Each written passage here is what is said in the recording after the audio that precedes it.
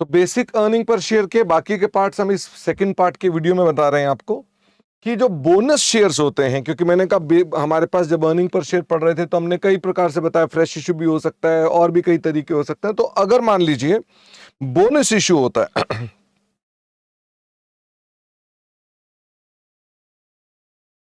तो हम आजकल एक फैक्टर के रूप में काम करते हैं। तो फैक्टर बेसिकली कैलकुलेट करते हैं, और फैक्टर कैसे निकालते हैं, तो हम अपने पास एक फॉर्मूला लगाते हैं 1 प्लस गेन पर शेयर।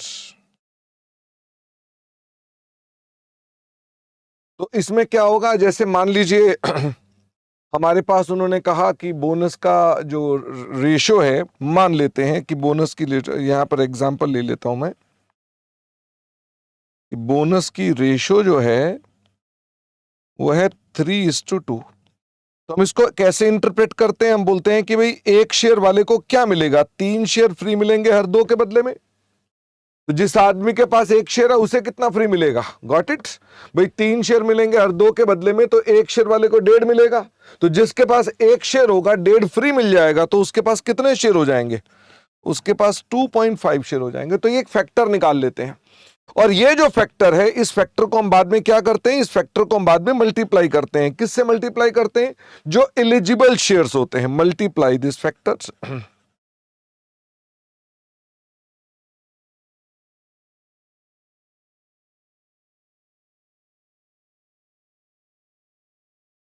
With eligible shares. तो जिस डेट को बोनस निकला है ना, उससे भी मल्टीप्लाई होगा, उससे मतलब उस दिन अगर हमारे निकला है तो उससे पहले जितने भी शेयर्स आपके पास थे, कोई ओपनिंग बैलेंस में था, उस साल का कोई फ्रेश इशू था, उन सब पर आएगा। प्रीवियस ईयर का आएगा, अगर आप प्रीवियस से प्रीवियस का भी कंपैरिजन दे रहे हैं तो उसमें भी आएगा। तो यानी उस सब के साथ ये मल्टीप्लाई हो जाएगा। मल्टीप्लाई किससे हो जाएगा, वेटेड एवरेज के साथ मल्टीप्लाई हो जाएगा। तो वेटेड एवरेज से मल्टीप्लाई हो जाएगा तो ऑटोमेटिकली रेशियो में क्या आ जाएगी, गिरावट आ जाएगी। और इसमें एक और भी चीज चर्चा हमने आपके साथ की थी कि अगर मान लीजिए हमारे पास बोनस इशू के अलावा शेयर स्प्लिट हो, तो सेम कॉन्सेप्ट उसका भी है कि 1 प्लस गेन पर शेयर। लेकिन इनमें क्या होता है, इनमें थोड़ी सी रेशो की कैलकुलेशन आपको ध्यान से कैलकुलेट करना पड़ता है। कि जैसे वो हमें बोलता है कि एग्जाम्पल के तौर पे 1 share of 10 each was split into 5 shares of 2 each। तो हम अब गेन कैसे निकालेंगे, अब इसमें गेन कैसे निकालेंगे तो देखो, एक शेयर बन गया 5 शेयर, तो इसका मतलब गेन कितना हो गया इसका मतलब अगर एक शेयर था और 5 बन गए तो गेन कितने का हो गया, 4। किसके पास, जिसके पास एक शेयर हुआ करता था उसको 4 का और गेन हो गया। तो रेशो कितनी हो गई हमारी, रेशो हो गई हमारे पास 5/1। और ये फैक्टर जो है, क्या ये भी मल्टीप्लाई करना पड़ेगा हमको, ये फैक्टर भी हमको मल्टीप्लाई करना पड़ेगा एलिजिबल शेयर्स में। जिस डेट को आप शेयर स्प्लिट करते हैं उससे पहले जितने भी एलिजिबल शेयर्स हैं, चाहे वो कंपैरेटिव में प्रीवियस ईयर की क्यों ना हो, सबसे आपको फैक्टर को मल्टीप्लाई करना पड़ेगा। ध्यान दें, कंपैरेटिव रेशियो का मतलब हो गया रीस्टेटेड रेशियो। जो आप रीस्टेटेड रेशियो निकालते हैं या रिकैलकुलेट करते हैं, ऑटोमेटिकली उसके अंदर भी इसका इफेक्ट आ जाता है। इसका एक उल्टा भी होता है, उल्टे को बोलते हैं रिवर्स शेयर स्प्लिट। तो इसका फॉर्मूला क्या है, 1 माइनस लॉस पर शेयर। तो यहां पर भी हमको एक फैक्टर निकालना पड़ता है। तो अब मैं फिर से एक एग्जांपल दे देता हूं जिससे आपको ध्यान रहेगा। तो मैं आपसे कहता हूं जैसे कि 10 shares of 10 each were consolidated into 2 shares of 50 each। तो अब देखें इसके अंदर इसका मतलब क्या हो गया, जिसके पास 10 शेयर थे, जिसके पास 10 शेयर थे वो कितने बन गए, 2 बन गए। जिसके पास 10 शेयर थे वो कितने बन गए, 2 बन गए। तो इसका मतलब यह कि उसको अल्टीमेटली कितने शेयर का लॉस हुआ तो लॉस कितने शेयर का हुआ, 8 शेयर का लॉस हुआ। कितने शेयर थे उसके पास, 10 शेयर थे, तो 10 शेयर में 8 का लॉस हुआ। तो अगर मान लीजिए 1 है तो 1 के हिसाब से कैलकुलेट कर लें अपने पास, तो ये कितना हो जाएगा, दिस इज इक्वल टू 2/10। तो ये फैक्टर निकल आया। और ध्यान दें, ये फैक्टर भी किससे मल्टीप्लाई करेंगे, ऑल एलिजिबल जो शेयर्स हैं। भाई इस साल में जिस डेट को आपने रिवर्स शेयर स्प्लिट किया, उससे पहले वाले जितने हैं उनसे मल्टीप्लाई करोगे, उससे पिछले वाले को रीस्टेटेड रेशियो निकालने के लिए, रिकैलकुलेट करने के लिए आपको उससे भी मल्टीप्लाई करना पड़ेगा। मैंने आपको एक और भी बात बताई थी, बड़ी इंपॉर्टेंट बात ही बताई थी, वो बात भी वो क्या थी, मान लेते हैं बोनस या शेयर स्प्लिट या रिवर्स शेयर स्प्लिट कब होता है, ये होता है आफ्टर ईयर एंड, यानी ईयर एंड के बाद होता है।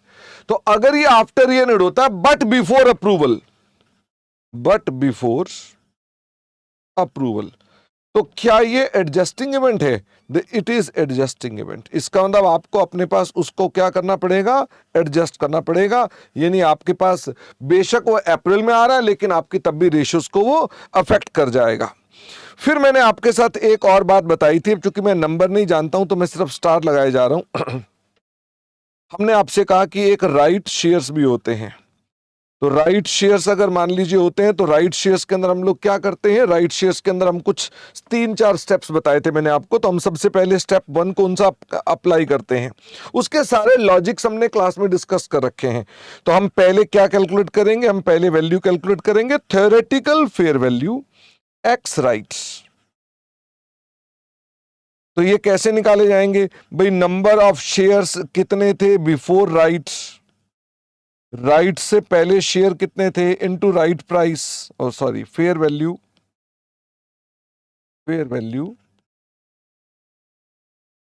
बिफोर राइट, इसको कम राइट भी बोलते हैं। इसको किससे मल्टीप्लाई करना पड़ेगा सॉरी, इसमें क्या ऐड करना पड़ेगा, राइट के प्रोसीड्स। तो राइट शेयर्स को मल्टीप्लाई कर दो राइट के प्राइस से, और डिवाइड किससे कर देंगे, total number of shares after right.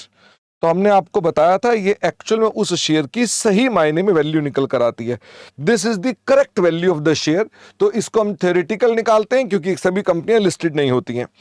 Step number 2 पर हमने आपसे कहा आप पेड पार्ट ढूंढो, पेड पार्ट इन राइट्स। जैसे इंटरमीडिएट में करते थे बिल्कुल वैसे ही राइट शेयर्स को मल्टीप्लाई करना है, किससे मल्टीप्लाई करना है, राइट प्राइस से। वैसे अभी तक का सारा पार्ट ये यहां पर जो कर रहे हो, जो ये आपने अभी तक लिखा है, ये सारा इंटरमीडिएट में भी सेम था। Divided by theoretical fair value x rights.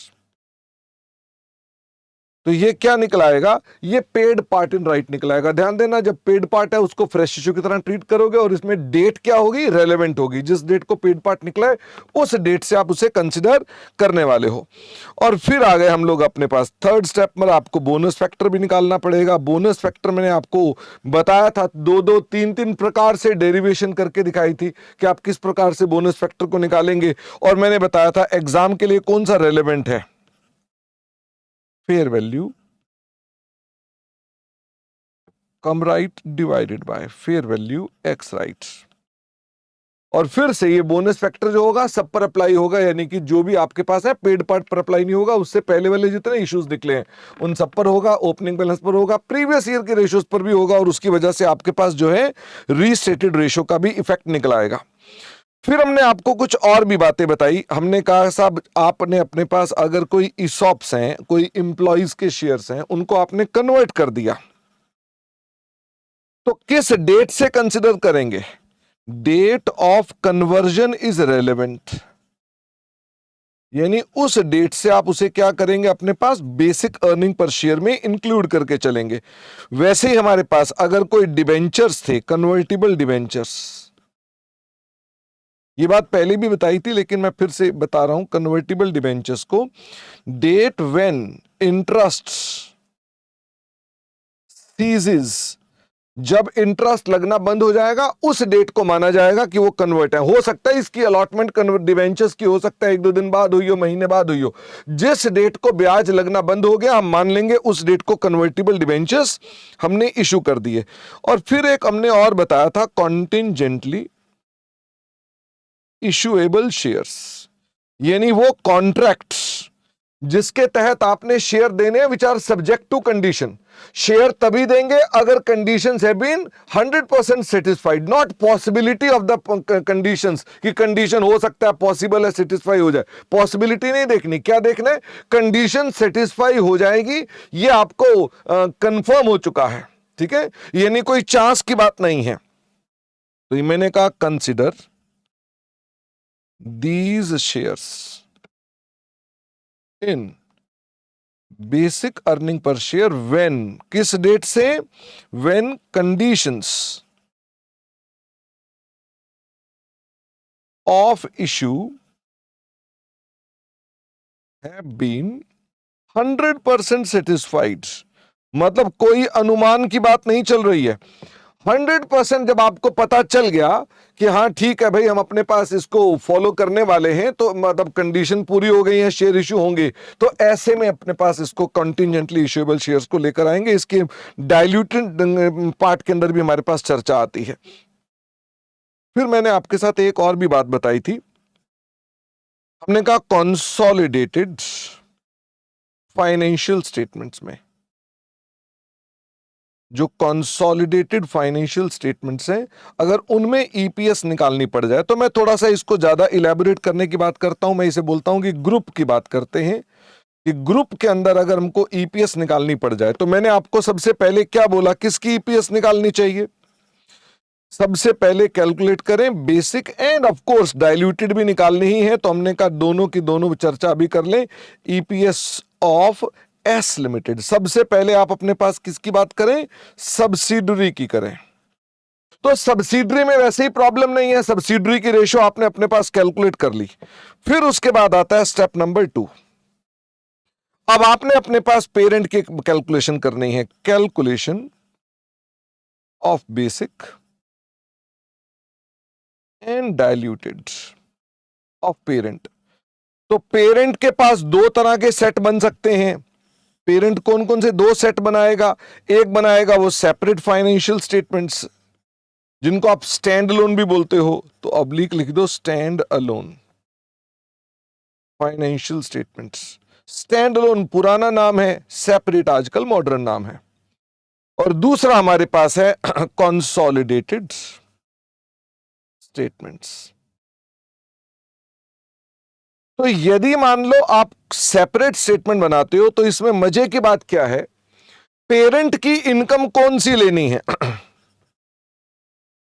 Parent की इनकम ले लो जो पेरेंट ने अर्न कर रखी है अपने पास इन इट्स सेपरेट स्टेटमेंट्स, जो उसके एसएफएस में है, एसएफएस में है, आप पहले पेरेंट की इनकम ले लो।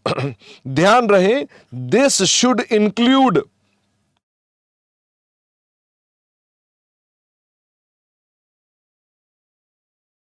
Dividend income. भाई अगर कोई सब्सिडरी से कोई डिविडेंड इनकम है तो वो इंक्लूड होनी चाहिए।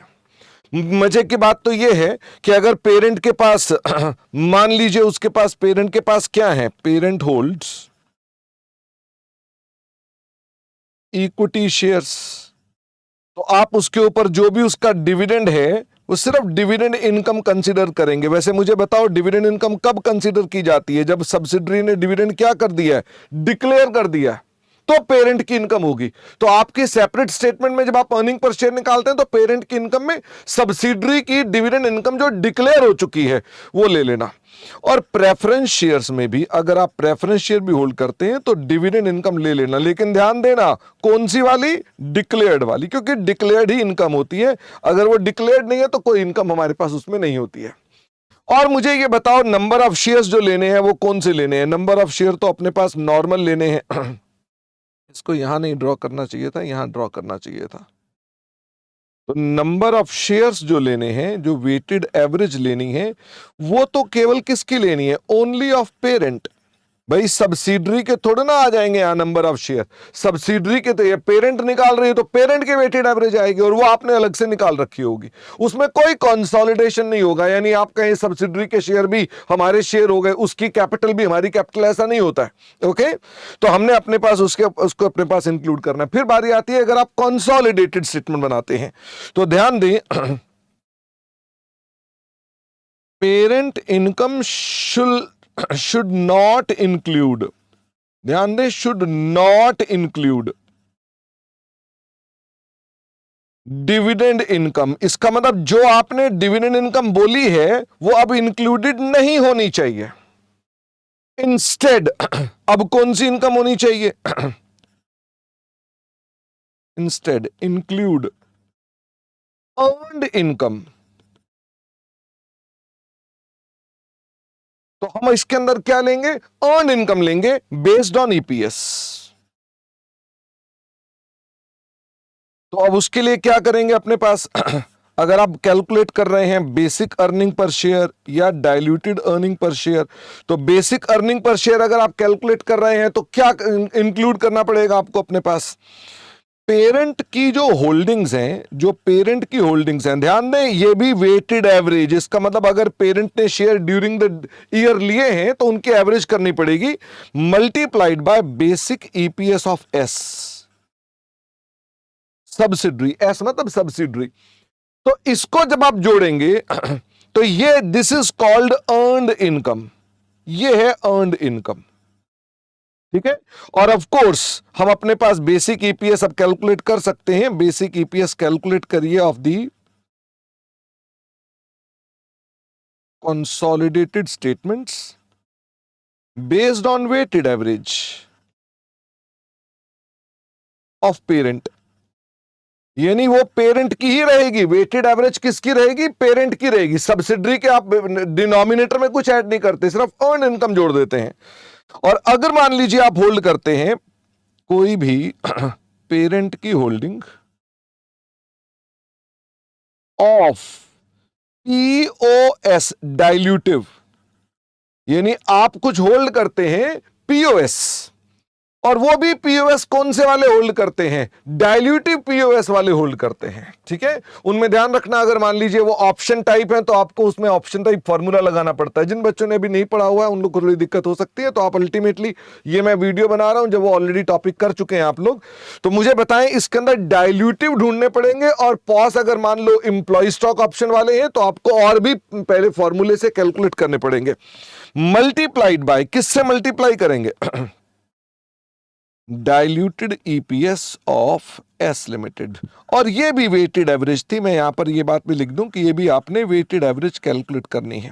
ठीक है, यानी यहां पर भी वेटेड एवरेज लेनी है। ये क्या निकल कर आएगी? This is called earned income. और इस पर बेस्ड हम फिर क्या करेंगे? डीईपीएस इज कैलकुलेटेड, हम उसको कैलकुलेट कर लेंगे कंसोलिडेटेड स्टेटमेंट्स में based on weighted average of parents. Weighted average तो आप कौन सी लेने वाले हैं? ऑफ पेरेंट लेने वाले हैं। ठीक है, तो हम इसके हिसाब से अपने पास क्या कर लेंगे? कैलकुलेशन कर लेंगे।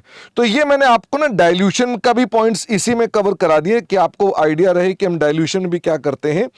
हम इसके बाद एक और स्टार लगाते हैं तो अब जो अगला स्टार लगा रहे हैं हम, अगले स्टार में लिखने जा रहे हैं डिडक्शंस कौन कौन सी होती हैं। Deductions in basic EPS weighted average.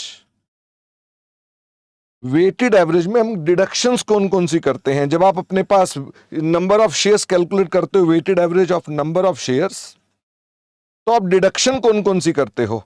तो डिडक्शन करते हो बायबैक की, तो आप उसको अपने पास कैसे यूज करोगे? नेगेटिव टर्म में यूज करोगे यानी उसकी एवरेज निकालो बिल्कुल वैसे ही, बस आपने माइनस ले लेनी है। ठीक है, या शेयर कैंसल्ड, जो इंटरनल रिकंस्ट्रक्शन होता है उसमें शेयर कैंसल्ड आ गया वो भी नेगेटिव टर्म में लेना, या शेयर फॉरफीचर, ये भी नेगेटिव टर्म में लेना, या ट्रेजरी शेयर्स, ये भी नेगेटिव टर्म में लेना। तो यानी कि अपने पास ये डिडक्शन की चीजें पॉसिबली आपके पास हो सकती हैं। ठीक है, तो ये सब बेसिक अर्निंग पर शेयर की बातें चल रही हैं। यदि आपके पास नंबर ऑफ क्लासेस हैं तो मैंने आपसे कहा क्लासेस, तो क्लासेस के अंदर मैंने कहा आपको अपने पास क्या कैलकुलेट करना चाहिए, calculate earning per share, basic earning per share based on, तो आप अपने पास ना पर रुपी कैलकुलेट कर लो कि आपकी अर्निंग पर शेयर, अब डिवाइड किससे कर दो, कैपिटल से, तो पर रुपी निकल आएगा हमारे पास। और फिर उसके बाद फॉलोड बाय दैट हम क्या कर देंगे, इसको हम कैलकुलेट कर लेंगे अपने पास basic EPS for each class. तो मैंने आपसे कहा इसके ऊपर कोई एग्जाम में सवाल नहीं है, मैंने आपको इस पे 2 सवाल बनाकर कराए थे। मैंने आपको कहा था कि अगर मान लीजिए ये आपके पास ऐसे हों जिनमें डिफरेंशियल डिविडेंड राइट्स होते हैं तो वो कैसे करते हैं, और अगर डिफरेंशियल डिविडेंड राइट नहीं है लेकिन उनकी फेस वैल्यू अलग अलग है तो आप इस तरह से दोनों फेस वैल्यूज को अलग अलग कैलकुलेट कर लेते हैं। पहले पर रुपये निकाल लेते हैं, फिर 10 रुपए वाले शेयर की अर्निंग को 10 से गुना कर देते हैं, 20 वाले शेयर को 20 से गुना कर देते हैं। इसी में मैंने एक बात और भी बताई थी आपको कि हमारे पास कई बार पार्टिसिपेटरी प्रेफरेंस शेयर्स होते हैं, मतलब प्रेफरेंस शेयर वाले कह रहे हैं साहब हम अपने पास एक ऑर्डिनरी डिविडेंड तक तो अपना डिविडेंड लेंगे लेकिन उसके बाद हम पार्टिसिपेशन करेंगे।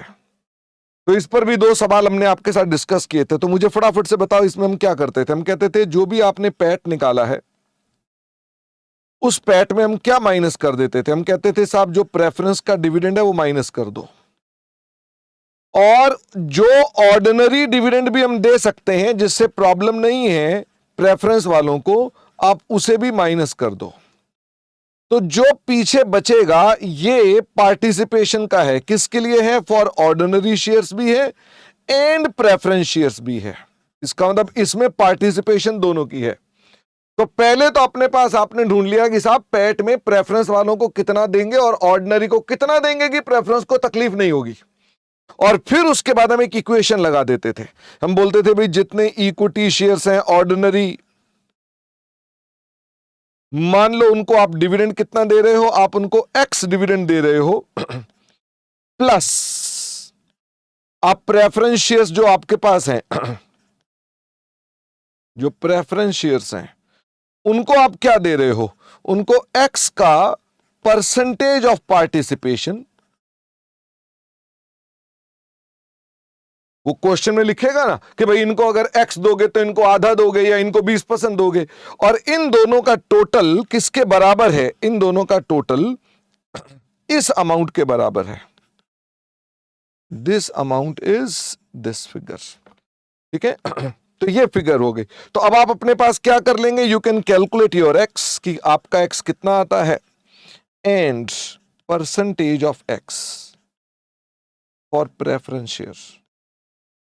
बस इसके बाद तो कोई दिक्कत नहीं है। Now calculate earning per share, basic earning per share as usual.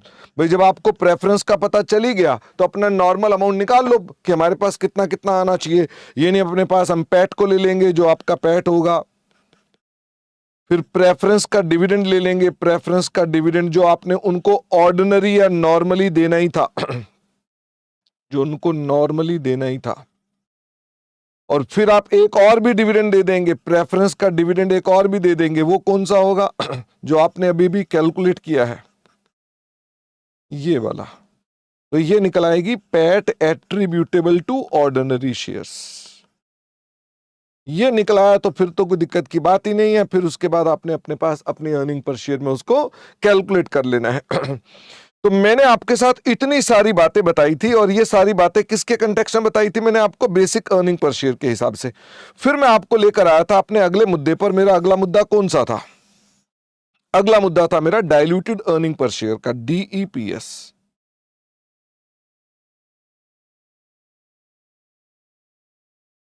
जो कि हमने बड़ी तसल्ली से समझकर इसके कॉन्सेप्ट को कि क्या होता है। तो हमने सबसे पहले आपसे कहा डाइल्यूटेड में आपको क्या करना चाहिए, आइडेंटिफाई करना चाहिए किसको, पोटेंशियल ऑर्डिनरी शेयर, जिसे हम प्यार से क्या बोल देते हैं, पॉस, जिसका मैं ऊपर रेफरेंस भी दे रहा था कि हमारे पास वो पॉस है कि नहीं है हम कंसोलिडेशन के कंटेक्स्ट में। तो वैसे मैंने आपको बताया था कि इसको आइडेंटिफाई करने का तरीका क्या है। ये एक ऐसे इंस्ट्रूमेंट्स हैं जिनसे आपने फंड रिसीव कर रखा है कैश या काइंड में, एंड इन्वेस्ट भी कर रखा है बिजनेस में, और आपने फ्यूचर में इसके अंदर शेयर देने हैं। ठीक है, ये हम पोटेंशियल ऑर्डिनरी शेयर्स जो देखते हैं कब देखते हैं? During the years. इसका मतलब हो सकता है एट द एंड ये पोटेंशियल आपको ना लगे, आपको लगे कि हमने शेयर तो दे दिए, तो अब पोटेंशियल किस बात के? तो भाई वो ड्यूरिंग द ईयर कभी भी पोटेंशियल थे तो हम उसको कंसिडर करते हैं। पोटेंशियल ऑर्डिनरी शेयर्स को कैलकुलेट करने के लिए मैंने आपको बताया कि हमको कई बार अगर मान लो ईसॉप्स होते हैं या ऑप्शंस होते हैं, जो कौन सी वाली है? जो रिटर्न पुट ऑप्शंस होती हैं। तो हमने कहा कि इनके अंदर में क्या करना पड़ता है? हमको अपने पास जो भी नंबर ऑफ ऑप्शंस है उसके अंदर से जितना पैसा आपको नहीं मिला into exercise price divided by average fair value, तो ये आपके पास क्या निकलाएंगी? ये आपके पास पॉस निकल आएगा। This is the formula for calculating the POS. वैसे ही मैंने आपको बताया कि अगर कॉन्टिजेंटली इशुएबल शेयर्स हैं, और तो आपको इसमें देखना पड़ेगा कॉन्टिजेंटली इशुएबल शेयर्स यदि मान लीजिए आपने इंक्लूड कर लिए हैं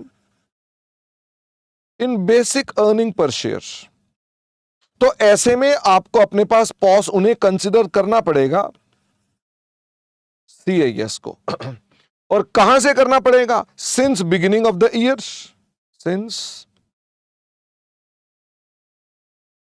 बिगिनिंग ऑफ द ईयर और contract dates which ever is later, आप उसे अपने पास वहां से इंक्लूड करेंगे। और अगर मान लीजिए आपने नॉट इंक्लूड, इसका मतलब कंडीशन पूरी नहीं हुई है, not included in basic earning per share, तो फिर आपको पहले चेक करना पड़ेगा कि क्या पीरियड एंड पर पॉसिबिलिटी ऑफ कंडीशंस पॉसिबल है, कंडीशंस विल बी सेटिस्फाइड। तो अगर जवाब मिलता है हां, हमें मालूम है कि वो कंडीशन पूरी हो जाएंगी, तो उसे DEPS में इंक्लूड करेंगे, फिर ये पॉस है। अगर नहीं है तो दे आर नॉट पॉस, यानी ये पॉस नहीं होते हैं। ऐसी स्थिति में हमको पॉस के अंदर कंसिडर नहीं करते हैं। फिर मैंने आपको बताया था हम जब पॉस को इंक्लूड करते हैं तो हम इसके अंदर वेटेड एवरेज कैसे कैलकुलेट करते हैं। तो हमने कहा जो भी आपका पॉस है और जितना पीरियड ये पॉस रहे ड्यूरिंग द ईयर्स, तो इसके लिए आपको देखना पड़ेगा कब से कब तक। बिगिनिंग से हो सकता है स्टार्ट करें पॉस को, क्योंकि वो पिछले साल से चल रहे थे, तो आप बिगिनिंग से पॉस को इंक्लूड करें। या अगर मान लीजिए कॉन्ट्रैक्ट अभी इसका पॉस का इशू हुआ है तो फिर आप उसको मिडिल में लें, और किस डेट को वो खत्म हुए, अगर मान लो अभी तक वो इक्विटी में कन्वर्ट ही नहीं हुए तो ईयर एंड तक लेंगे, और अगर उससे पहले कन्वर्ट हो गए हैं तो आप जिस डेट तक कन्वर्जन है वहां तक उसको अपने पास वेटेड एवरेज में इंक्लूड करेंगे। तो मैंने कहा अपने पास हम इसको पॉस बेसिकली सबसे पहले स्टेप पर कैलकुलेट करते हैं। स्टेप नंबर 2 पर हम क्या करते हैं? स्टेप नंबर 2 पर हम इंक्रीमेंटल EPS को कैलकुलेट करते हैं, जिसमें हम लोग यदि लगाते हैं, if POS were not POS but ordinary shares. तो वैसे इससे बताओ, इससे हमारे न्यूमरेटर पे क्या फर्क पड़ सकता है? न्यूमरेटर में हो सकता है सेविंग इन इंटरेस्ट हो जाए, भाई हमको इंटरेस्ट नहीं देना पड़ेगा, या सेविंग्स इन डिविडेंड हो जाए, या हो सकता है उसकी वजह से बोनस का इफेक्ट आ जाए कि इंप्लॉइज को आपको बोनस देना पड़ेगा, बोनस टू इंप्लॉइज, भाई प्रॉफिट ज्यादा होगा तो बोनस देना पड़ेगा। और इसमें टैक्स इफेक्ट भी ले लेना, अगर टैक्स एडवांटेज है तो क्या करना है? इनटू टैक्स एडवांटेज, तो 1 माइनस टैक्स रेट हो गया। और अगर मान लीजिए टैक्स एडवांटेज नहीं है, टैक्स चार्ज है, जैसे कॉर्पोरेट डिविडेंड टैक्स, तो 1 प्लस टैक्स रेट हो गया। और बोनस टू एम्प्लॉइज पर आमतौर पे टैक्स एडवांटेज होती है, तो हम टैक्स एडवांटेज है तो एडवांटेज को ले लेना अपने पास, 1 minus tax rate. Okay, divided by, किससे डिवाइड करना है आपने? वेटेड एवरेज से। सॉरी, डिनोमिनेटर लिखो ना यहां तो डिनोमिनेटर में क्या लेना है आपने? डिनोमिनेटर में आपने लेना है वेटेड एवरेज ऑफ पॉस, जो कि हमने अपने पास ऑलरेडी स्टेप 1 में कैलकुलेट कर ली थी, तो उसी को हमने यहां पर लिखना है। मैंने आपसे कहा आप इनको अब फिर क्या करेंगे? इंक्रीजिंग ऑर्डर में लेंगे। ठीक है, इंक्रीजिंग ऑर्डर से लेने से क्या फायदा होता है? मैक्सिमम डाइल्यूशन होती है। मैक्सिमम डाइल्यूशन होती है। आमतौर पे कौन कौन से पॉस होते हैं? तो देखो, आमतौर पे शेयर वारंट होते हैं जो इंस्टीट्यूट ने कभी पूछे नहीं, या हमारे पास कन्वर्टिबल डिवेंचर्स हैं या कन्वर्टिबल बॉन्ड हैं जो इंस्टीट्यूट ने सबसे ज्यादा पूछे हैं। एक आधे सवाल में सीआईएस भी पूछा हुआ है, और मैं उसको भी, इसॉप को भी लिख दूं अपने पास कि इंस्टीट्यूट ऑप्शन भी पूछता है। ठीक है।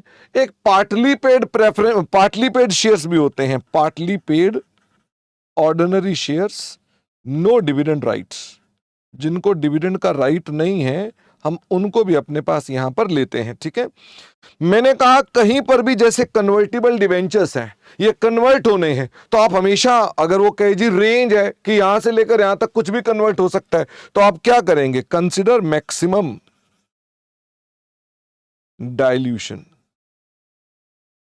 अच्छा, ये हो सकता है कि आपने इंड एस 109 में डिवेंचर्स को कन्वर्ट करते वक्त माना हो कि ये शेयर नहीं लेंगे या शेयर लेंगे, उससे इसका कोई लेना देना नहीं है। हम यहां पर ये मानकर चलेंगे कि ये शेयर्स में कन्वर्ट होंगे, मैक्सिमम डाइल्यूशन होगा, और चाहे वो वहां पर हमारे पास एज इक्विटी हेल्ड है, चाहे वो एज लायबिलिटी हेल्ड है, चाहे वो हमने अपने पास कैसे कैलकुलेशन किया, उससे इसका कोई लेना देना नहीं है। मैंने कहा हम इंक्रीमेंटल रेशियो निकाल दी, तो हमारे पास स्टेप 3 आता है फिर कि हम अब टेस्ट करेंगे। Test for dilution. तो मैंने आपको इसमें बताया था, हम न्यूमरेटर के अंदर, डिनोमिनेटर में और रेशियो, कौन सी वाली रेशियो देखते हैं हम लोग? बेसिक रेशियो कंटिन्यूइंग ऑपरेशन से स्टार्ट करते हैं और उसमें उसी ऑर्डर में टेस्ट करते हैं, ईच पॉज को टेस्ट करते हैं for each period, her period के लिए, फॉर ईच सेट, यानी अगर कंसोलिडेटेड हो रहा है वहां अलग टेस्ट होगा, सेपरेट हो रहा है तो वहां अलग टेस्ट होगा। हम सभी पॉज को टेस्ट करते हैं till series is over in increasing order. आप इंक्रीजिंग ऑर्डर में आप देख रहे हैं, तो ये अगर हमारे पास हो जाएगा तो आप उसको तब तक टेस्ट करते रहेंगे। अगर रेशो फॉल करती है कंटिन्यूइंग ऑपरेशन की, तो हम उसे क्या बोलते हैं? डाइल्यूटिव। और अगर मान लीजिए रेशो कांस्टेंट रहती है, तो हम तब भी क्या मानते हैं? डाइल्यूटिव। और अगर रेशो मान लीजिए बढ़ जाती है, तो हम क्या बोलते हैं?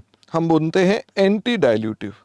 एंटी डाइल्यूटिव में फर्दर हम टेस्ट करना बंद कर देते हैं, फर्दर नो टेस्टिंग। हम कहते हैं अब टेस्ट करके क्या फायदा, जब आपको पता चल ही गया कि एक एंटी डाइल्यूटिव है, तो इसके आगे टेस्ट करने की आवश्यकता नहीं है। ये कौन सा स्टेप था? स्टेप 3 था।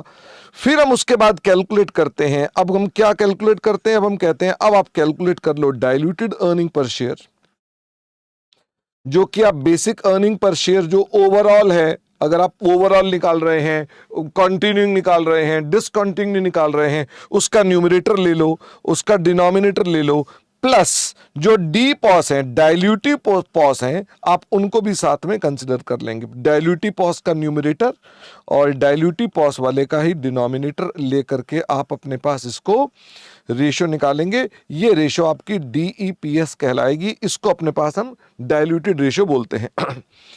फिर मैंने आपको और भी एक बात बताई थी, मैंने आपसे कहा कि आपको डिस्क्लोजर भी करना पड़ता है। तो डिस्क्लोजर में आपको क्या क्या करना पड़ता है? फॉर ईच क्लास आप अपनी basic and diluted ratio disclose करेंगे on the face of P&L। ये तो हमने आपके साथ पहली बात कर भी रखी है। साथ में आप एक रिकंसिलेशन स्टेटमेंट बनाएंगे कि बेसिक का जो न्यूमरेटर था और डाइल्यूटेड का जो न्यूमरेटर था वो कैसे निकला, वैसे ही बेसिक का जो डिनोमिनेटर था और डाइल्यूटिव का जो डिनोमिनेटर था, ये भी रेशियो आपको बतानी पड़ती है। हालांकि मैंने कहा ये चीजें इंस्टीट्यूट पूछता नहीं है। फिर आप रिकंसिलेशन एक और भी बनाएंगे पैट के साथ, कि पैट का रिको करोगे किसके साथ? बेसिक के न्यूमरेटर के साथ। मैंने आपको एक एशियन पेंट की रिपोर्ट भी दिखाई थी जिसके अंदर उन्होंने पैट के साथ रिकंसाइल किया था, लेकिन उनकी आइटम्स थी नहीं। फिर मैंने आपको कहा आपको एक लिस्ट देनी पड़ेगी कि आपके पास पोटेंशियल ऑर्डिनरी शेयर डाइल्यूटिव और एंटी डाइल्यूटिव कौन कौन से हैं, डाइल्यूटिव एंड एंटी डाइल्यूटिव कौन कौन से हैं। तो ये हमारे पास थी एक कैलकुलेशंस कि हम किस प्रकार से कैलकुलेट करते हैं। तो मैं तरह तरह के ऐप ट्राई कर रहा हूँ। ये किसी और गुड नोट्स के अंदर मैंने लिखा है, पहले वाला मैंने फ्री फॉर्म में लिखा था, तो वो फ्री बोर्ड या पता नहीं क्या नाम था उसका, लेकिन उसमें मुझे दिक्कत आ रही थी तो मैंने इस पे लिखा। अभी देखते हैं कि इसके मुझे रिपोर्ट क्या देते हैं। और मैं इसके नोट्स आपको इस YouTube के वीडियो के नीचे अटैच कर दूंगा। साथ में ही इंपॉर्टेंट क्वेश्चंस कि आपको अगर मान लो इंडिया 33 में कौन कौन से क्वेश्चंस करके जाने चाहिए एग्जाम में, वो भी साथ में कर दूंगा। इंस्टीट्यूट ने एक practice manual, practice book type निकाली है 331 पेज की, 331 पेजेस की, जो कि इंस्टीट्यूट की वेबसाइट पर होस्टेड है मई 25 के एग्जाम के लिए। तो उसमें भी जो क्वेश्चंस हैं, मैं वो क्वेश्चन भी साथ में, अगर कोई इंपॉर्टेंट है तो वो भी साथ में हाईलाइट कर दूंगा। तो आप अपने पास इस यूट्यूब के वीडियो से डाउनलोड करके वो क्वेश्चंस को देख सकते हो। ठीक है, तो इंडिया 33 बस केवल इतना ही। इंडिया 33 के अंदर बस आज इतना ही। Thank you very much. See you in the next video. Bye bye.